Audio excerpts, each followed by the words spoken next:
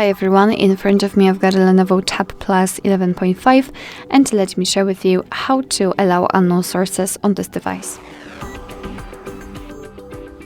Let's start with opening the settings, and here in this left section we have to scroll and find security and privacy.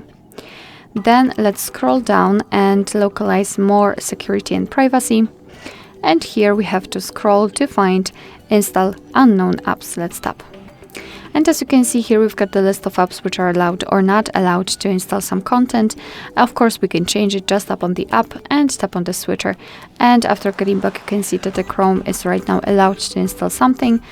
Be aware that you're doing it on your own responsibility, because some third-party apps aren't verified by the developer. So you may put your data and actually whole device at risk. So remember about that and choose the apps wisely. Of course, you can always remove previously granted permissions. Just tap on the app and tap on the switcher.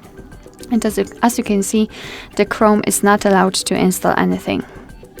Alright, so that will be all. Thank you so much for watching. I hope that this video was helpful, and if it was, please hit the subscribe button and leave the thumbs up.